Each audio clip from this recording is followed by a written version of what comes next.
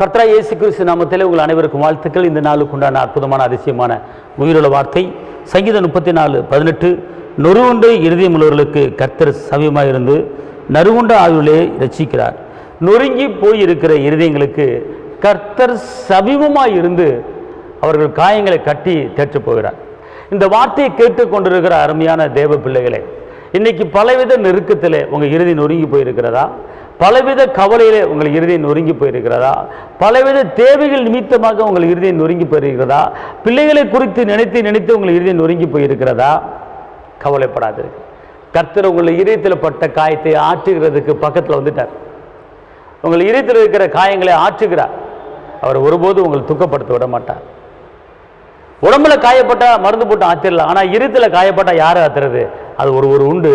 அவர் தான் இயேசு மகாராஜா, அவர் தான் ரட்சகர், அவர் தான் இரக்கத்தின் தெய்வம், அவர் தான் சாரோனி ரோஜா, அவர் தான் பள்ளத்தாக்கி லீலி, அவர் தான் சேரக்கூடாத ஒளியில வாசம் பண்ணுகிற தகப்பன் இயேசு கைவிட மாட்டார். பயப்படாதீர்கள்.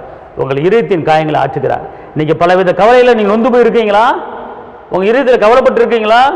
இந்த நாளிலே உங்கள் இதயத்தில் இருக்கிற எல்லா கவலைகளையும் எடுத்து போட்டு நல்ல சமாரியன் காயத்தை கட்டி தேவைகளை சந்திக்கிறார்.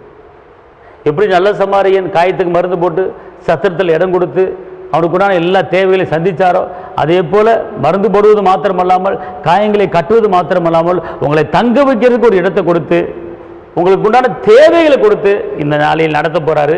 தைரியமாக இருங்க. ஏசப்பா அற்புதம் செய்ய போகிறார். நான் உங்களுக்கு ஆட்சேபிக்கிறேன். தகப்பன ஏசப்பா நன்றியோடு துதிக்கிறேன், ஸ்தோத்திரிக்கிறேன். உன்னதரைமை துதிக்கிறேன், உயர்ந்தவரை துதிக்கிறேன், அற்புதரை துதிக்கிறேன், அதிசயரை துதிக்கிறேன். காற்று வராது, மழையும் வராது, பள்ளங்கள் நிரப்புகிற தேவனே, ஒவ்வொருவரையும் ஆசிர்வதிங்க. தேவ கிருபை நிரப்புங்க, தேவ சமத்தை நிரப்புங்க. இயேசுவின் நாமத்தில் பிதாவே, ஆமென். கர்த்தர் உங்களை ஆசீர்வதிப்பார். தேவனுக்கு மையம்.